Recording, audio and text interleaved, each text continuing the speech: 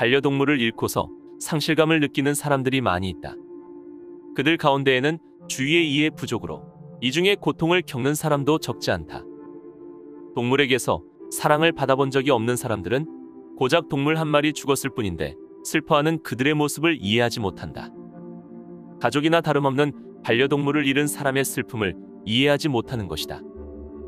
20세기 영국의 심령 연구가인 해롤드 샤프는 심령주의자들 사이에서 가장 존경받았던 영매가로 신사적인 영혼의 소유자였으며 동물을 특히 사랑했다. 그는 동물들도 인간처럼 죽음 이후의 삶, 즉 사후세계에서 삶을 살아간다는 것을 강조하고 있다. 그는 우리 다시 만날 수 있을까라는 책을 통해 자신이 키우던 사랑하는 동물과 사후세계에서 다시 만나는 모습을 생생하게 전하고 있다. 오늘은 우리가 보지 못하고 깨닫지 못하는 영적 세계와 그곳에서 동물들이 살아가는 모습을 매력적인 풍경으로 보여주는 책, 우리 다시 만날 수 있을까에 대해 이야기해보겠다.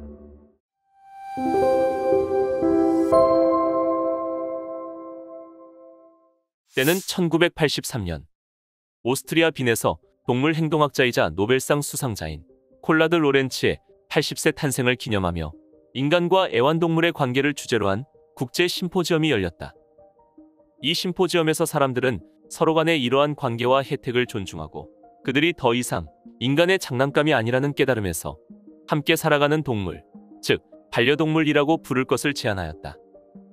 사회가 고도로 발달하면서 물질이 풍요로워지는 반면 인간은 점차 자기중심적으로 변해가고 마음은 점점 고갈되어 간다. 이에 비해 동물의 세계는 언제나 천성 그대로이며 순수하다. 사람은 이런 동물과 접함으로써 상실해가는 인간 본연의 성정을 되찾으려 한다.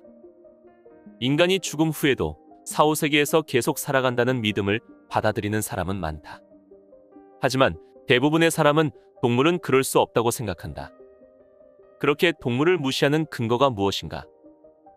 개나 고양이가 갑자기 무언가 눈에 보이지 않는 생명체를 응시하고 눈에 보이지 않는 것의 모든 움직임을 눈으로 관찰하고 있는 것을 본 적이 있는가? 이 세상에서 숨쉬며 살아 움직이는 모든 생명체는 영적인 힘으로 살아가고 있으며 영적인 힘은 죽음으로도 소멸하지 않는다. 지적으로 열등하든 보잘것없는 존재이든 모든 생명체는 영적인 힘에 따라 육체의 죽음 이후에도 삶을 계속 이어간다. 동물들이 보여주는 개성과 감정은 진화의 가장 정점에 서 있는 인간보다도 앞선 모습일 때가 많다. 특히 사랑스러운 반려동물들은 이 세상에서의 죽음을 맞이한 이후에도 계속 생명을 이어가고 있다. 그들을 사랑으로 길러주었던 주인들처럼 이 세상을 넘어선 순간 무한한 가능성과 사랑이 충만한 영적인 세계로 들어가는 것이다. 책의 저자이자 심령연구가인 해롤드 샤프는 사라 체스터 부인을 만났다. 고령의 체스터 부인은 몇 년째 침대에 누운 채 살아가고 있었다. 해롤드 샤프와 그녀는 사후의 세계는 도대체 어떠할지에 대해 이야기를 나누었다. 나는 사후 세계에 대한 이미지를 한 번도 생각해 본 적이 없어요. 그건 그저 나와 상관없이 멀리 있는 것이라고 생각하거든요. 하지만 하늘나라에서 내 오랜 친구인 전보를 다시 볼 수 있다면 정말 행복할 것 같아요. 전보는 주인에게 충실했던 늙은 셰퍼드였다. 체스터 부인이 병상에 누워있던 6년 동안 전보는 한결같이 변하지 않는 모습으로 주인 곁을 지켰다. 체스터 부인은 전보를 사랑했고 전보 또한 부인을 지극히 사랑했던 것이 틀림없었다. 전보가 늙어서 죽자 체스터 부인도 얼마 지나지 않아 세상을 떠났다. 저자는 체스터 부인을 만나고 한참 시간이 지난 후 런던의 유명한 영매인 네빌 여사를 만나 영과 접촉하는 시간을 가졌다. 여기 60세쯤 되어 보이는 부인이 보여요. 체스터라고 부르네요. 체스터는 부인의 이름이거나 혹은 부인이 살았던 마을 이름인 것 같군요. 체스터 부인은 전보라고 부르는 개와 같이 있어요. 몸집이 큰 개는 털이 탐스럽군요. 트위드 자켓을 걸친 부인이 이제 개와 함께 산책을 나가려고 해요. 엄청나게 에너지가 넘치는 커플이에요. 네빌 여사의 이야기 속에 등장하는 것은 틀림없이 체스터 부인과 그녀의 반려견 전보였다. 저자는 영혼의 존재를 믿지 않는 사람을 만나 체스터 부인의 이야기를 들려주었다. 하지만 그는 바보 같은 이야기라고 비아냥거리며 그 많은 사람과 동물들이 도대체 모두 어디에서 살고 있다는 것이냐며 체스터 부인의 이야기를 믿지 못했다. 때로 인간의 상상력은 너무도 일천하여 영적 세계의 무한함을 이해하지 못하는 경우가 많다. 하지만 인간이 한순간이라도 그 자리에 멈추어서 겸허하게 생각을 해본다면 무한한 영적 세계에 비해 인간의 거대한 듯한 물질 세계가 실은 얼마나 작고 누추한지 깨달을 수 있을 것이다. 모든 생명체는 생명이 방출하는 에너지인 아우라를 지니고 있다. 우리 눈에는 보이지 않지만 이 아우라에는 생명의 에너지가 많이 들어있다. 예를 들어 동물을 사랑하는 사람의 아우라는 오렌지색으로 충만하다. 이 빛은 동물들에게도 기분 좋은 것으로 신뢰와 자신감을 느끼게 해준다. 마치 자석이 철을 끌어당기는 것처럼 이 아우라는 동물들을 매료시킨다. 지상에 살았던 어떤 생명체에게도 죽음이라는 것은 없으며 당신의 동물 친구들은 4, 5세기에서 계속 살아가고 있다. 땅에 매장되고 화장되어 바다에 흩뿌려진 것은 더 이상 쓸모가 없어진 허물일 뿐이다. 당신의 오렌지색 아우라가 살아있는 생명체에게 한 번이라도 기쁨과 친밀함을 보여준 적이 있다면 당신의 빛은 지금도 그들을 매료시키고 있을 것이다.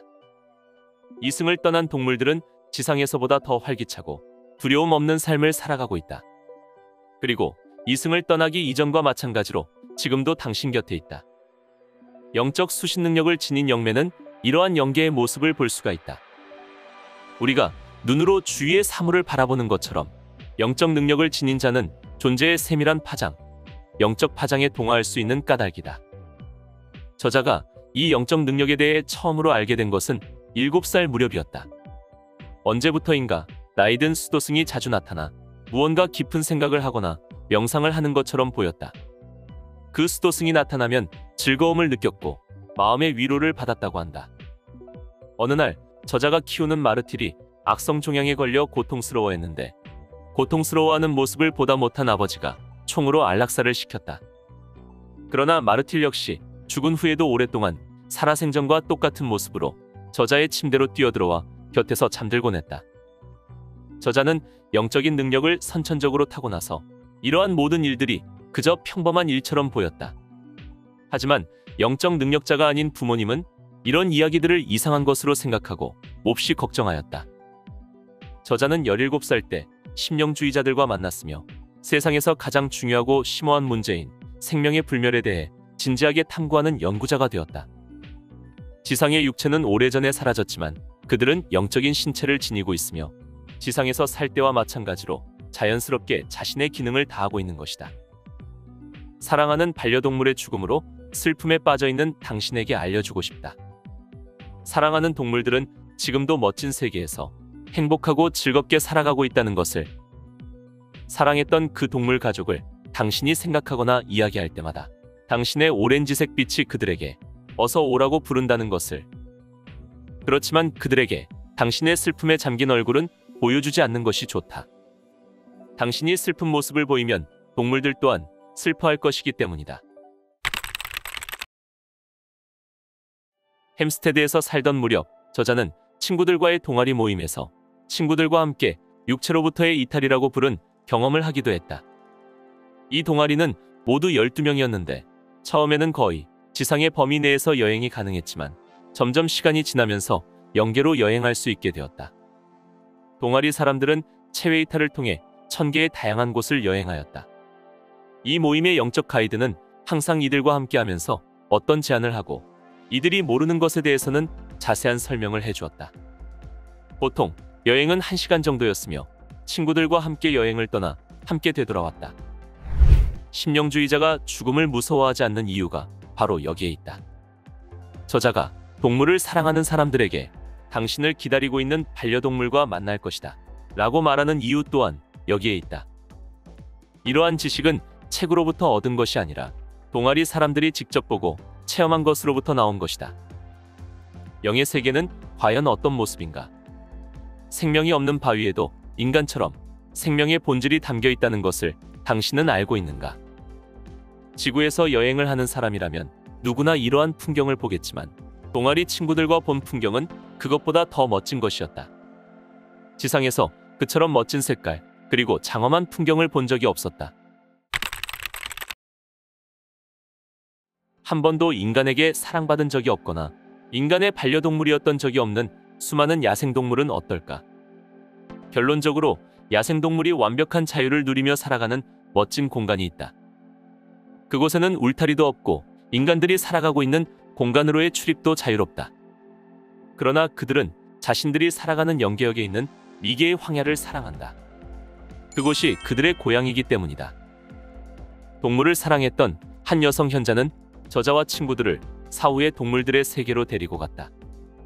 이 여성 현자는 영국에서 태어났지만 몇 년간 페르시아에서 살았으며 아주 오랜 세월을 사람들이 동물을 사랑하는 마음을 갖도록 노력하였다. 세상에 사는 동안 그녀는 많은 씨를 뿌렸지만 풍성한 결과를 얻지는 못하였다.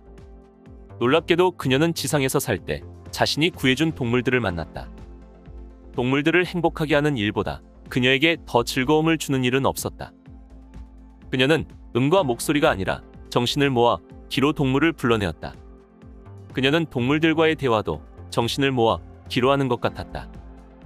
그 동물들은 지상에서 살아가는 어떤 동물보다 자유로워 보였다. 사랑스러운 동물들 대부분은 지상에서 인간의 잔인함으로 인해 인간을 두려워하고 미워하는 것을 배웠다. 포획되어 죽은 동물도 있고 강철로 만든 덫에 걸렸던 동물도 있지만 여기에서는 평화만이 있다. 이곳은 사랑, 연민, 그리고 자비심을 가진 사람들만이 들어올 수 있다. 생각은 동물들에게 전해지고 동물들은 그녀의 생각을 따랐다. 동물은 신의 본질의 일부를 지니고 있으며 당신 안에도 신의 본질이 내재되어 있다. 신의 본질은 모든 살아있는 것들에 내재하여 있으며 모든 살아있는 것들을 연결해준다.